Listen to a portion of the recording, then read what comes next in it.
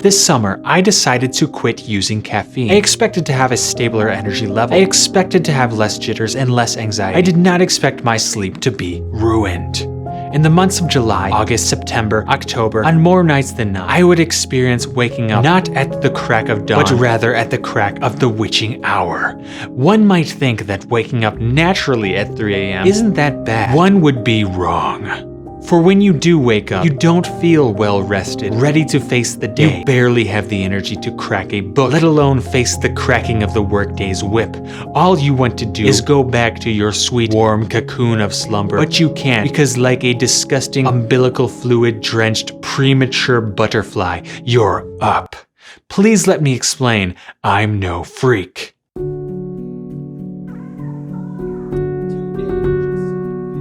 I didn't use caffeine as a child. I occasionally used caffeine as a teenager. I started drinking caffeine regularly in university. At one point, I had 3 part-time jobs and full-time classes. One evening, I was so mammogram pressed for time, having to finish an assignment due by midnight. Caffeine was my only respite, but too much of this drug would cause my upper and lower canines to involuntarily and repeatedly crunch my lower lip until a mucocele cyst had formed. A mucocele cyst which I had surgically removed, and of which, with my tongue, I can still feel the scar to this day. Yeah, that's it. I continued my caffeine habit even after I'd graduated university. I once chugged 8 shots of espresso. That's approximately 616 milligrams of caffeine, and went on to write and produce enough music for half a long play record. So you see, I'm no freak. Caffeine affects me as it would any other individual. Yet, I've never had a problem sleeping through the night. Not until the summer of this year. The summer that I quit caffeine. Am I the only freak? Coffee. Coffee. Coffee. Coffee. Coffee. Coffee. Coffee. Caffeine. Caffeine. Caffeine. I studied several other people's experiences quitting caffeine and was particularly curious about how it affected their sleep. It is basically common knowledge that the use of caffeine has a detrimental effect on sleep. It is somewhat interesting to note that even if you are able to get a full 8 hours of sleep using caffeine, your sleep still may be affected by the use of caffeine. More on this later. Michael Pollan is a journalist and best-selling author. He is the author of the 2020 book, Caffeine, How Caffeine Created the Modern World, and the 2021 book, This Is Your Mind on Plants. In the latter, he describes his experience abstaining from caffeine for a 3-month period. During this time, he describes how he felt, withdrawal symptoms, and importantly, how he slept. He says he slept like a teenager. He meant that he slept well, and he was able to sleep a lot. In viewing several other people's experiences quitting caffeine, I have found that this experience is by far the most common experience. This kind of experience was in fact so common in my research that only one person's experience differed from this norm. Only one person in my research reportedly suffered from worse sleep due to quitting caffeine. This one person, Cam from the Gold Guys YouTube channel. This one person's experience is the most interesting to me because I also suffered from worse sleep at the time that I quit caffeine. First, let's understand the normal experience.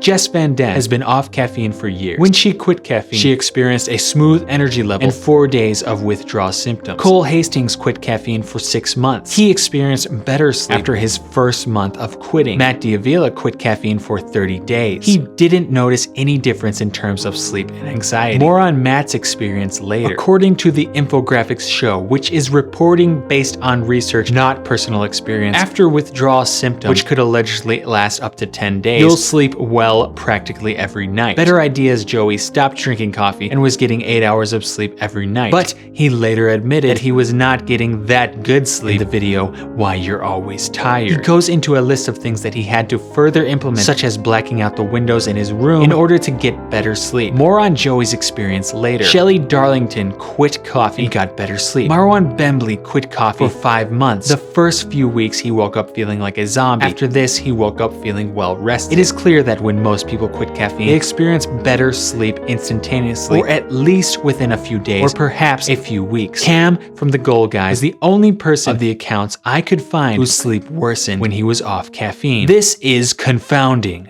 Why would everyone report getting better sleep and only one person report getting worse sleep when quitting this drug? Why would I personally have an experience that can only be corroborated with one other individual? I don't know with any certainty the answer to these questions, but it may have something to do with confirmation bias. We all know about confirmation bias. It's the tendency to search for, interpret, favor, and recall information in a way that confirms or supports one's prior beliefs or values. But we most commonly think of confirmation bias as when someone searches out for other people's research in order to confirm what they already believe. I'm suggesting that this could happen even if the person looking to confirm their belief looks to their own experience to confirm it. Anyone seeking to quit caffeine probably has a certain idea about the kind of effect such a treatment will have on their body. Like I said in the beginning of this video, it is basically common knowledge that caffeine disrupts sleep. If you are quitting caffeine, you expect to have better sleep. This idea is your bias. When you experience apparently better sleep, you confirm your bias. But the truth may not be so simple. Let's consider a few people mentioned above. What are their biases, and are they simply confirming those biases? Matt D'Avila quit caffeine for 30 days. I can't prove what his bias was going into this study, but the opening statement of the video says it all. I'm gonna quit caffeine for 30 days. I'm gonna quit caffeine for 30 days. The following pregnant pause is left for the viewer to fill in with rejection. What do you think you're doing, Matt? This is a crazy idea, Matt. Matt smacks his lips. Dejectedly and affirmatively, he responds, yeah. I'm gonna quit caffeine for 30 days. Matt doesn't want this challenge to work. You may think I'm assuming a lot based on an 8-word introduction to a video, but Matt goes on to explain what he believes are the social benefits of caffeine. He gets a caffeine dealer and lifelong user to do this challenge with him, someone whose way of life is dependent on people buying caffeine. In his conclusion to this video, Matt confesses that he loves caffeine. There was never a chance that this experience would change Matt's mind, and so his conclusion follows. He confirms his bias. I didn't notice any difference in terms of sleep and anxiety. But what about someone who did? Shelley Darlington quit coffee and will never drink it again. According to Shelley, coffee caused her to have a base level of anxiety, an anxiety that went away when she stopped drinking coffee. She explains that this took her off guard. She didn't realize that she was so anxious on the drug. When she quit, the level of anxiety went away. She explains this effect of dropping coffee in detail, but breezes over the other effects of caffeine on the body. She is effectively saying, everybody knows caffeine makes you have a bowel movement. Everybody knows you sleep better when you're off caffeine. This shows her bias. Unsurprisingly, her experience confirms her bias.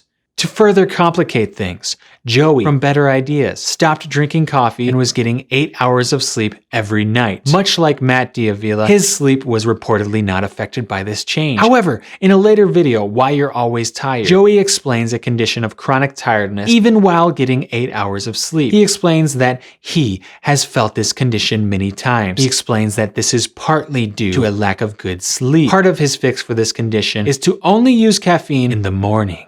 The point is that a person may be able to get 8 hours of apparently good sleep and still suffer from the detrimental effects of not getting good enough sleep. This at least partly due to caffeine consumption.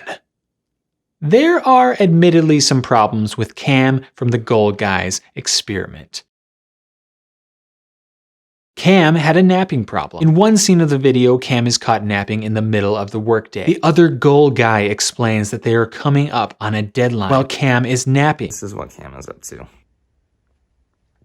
Passed out. You have to wonder, is Cam napping in the afternoon and possibly the late afternoon? I tend to think deadlines usually happen later in the day. If Cam was napping so late in the day, then by his own admission, this is probably why he wasn't getting good sleep in the night. Secondly, Cam dramatizes falling asleep during a movie. In the dramatization, it appears to be daytime, but I can only imagine that this depicts a moment in Cam's actual life, falling asleep to a movie on the couch after work at 4 or 5 p.m. After all, who watches a feature-length movie at 10 a.m.? This, again, would affect the ability of Cam to sleep through the subsequent night. Thirdly, the product that the Goal Guys so diligently promote in the advertisement portion of this video is an all-in-one daily vitamin health drink mix called Athletic Greens AG1, a comprehensive daily health drink that Cam purportedly drinks and even enjoys. It is a drink that boasts vitamins, minerals, prebiotics, probiotics, phytonutrients, and no pesticides. It does not explicitly say whether or not it contains caffeine. Should one look upon the full glorious list of incomprehensible ingredients, they will happen upon the ingredient Camellia sinensis extract, more commonly known as green tea extract. Green tea, which does in fact have caffeine, to the tune of half as much as a cup of coffee. Green tea, which is apparently extracted and reduced 10 to 1. I guess this means it has 10 times as much caffeine as green tea, or in other words, as much as 5 cups of coffee. To be clear, one serving of this stuff probably doesn't have as much caffeine as 5 cups of coffee. That's not the point. The point is that it has caffeine at all. Maybe. This is kind of speculation because there may be a way to have green tea extract without having caffeine.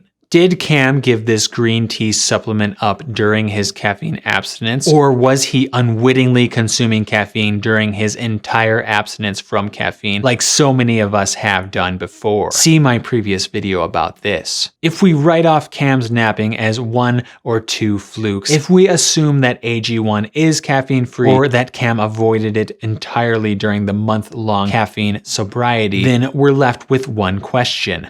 Why didn't Cam sleep better? The common knowledge is that if you give up caffeine, you will sleep better. Why not Cam? In order to answer this question, I'd like to turn to another. Why not me?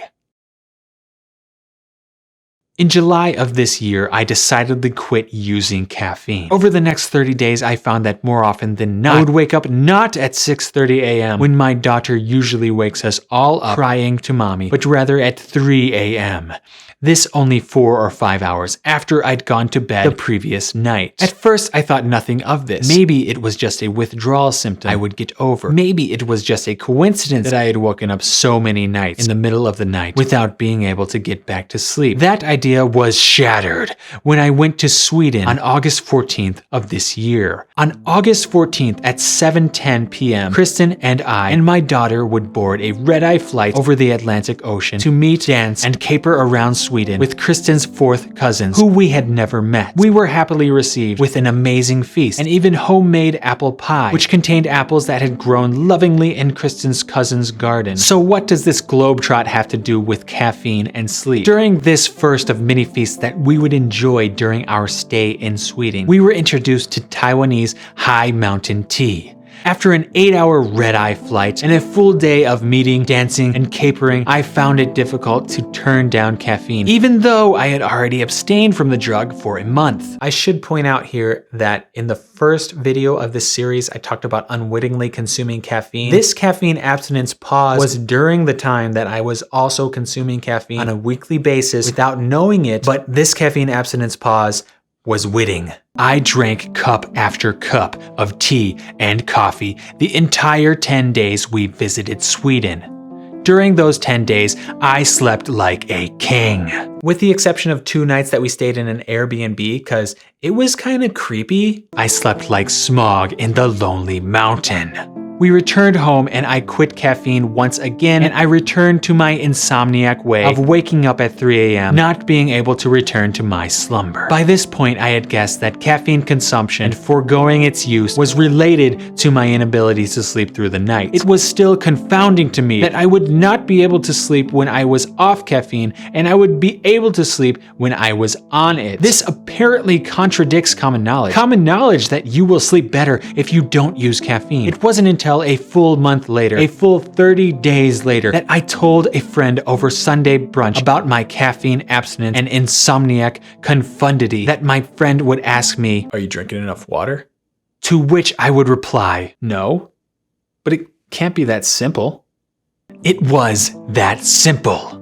Well, not exactly that simple. There are a lot of things that could have been possibly affecting my sleep. I may have been getting too little or even too much fiber in my diet, but I'm not going to talk about that in this video. I will talk about that in the next video. To be continued.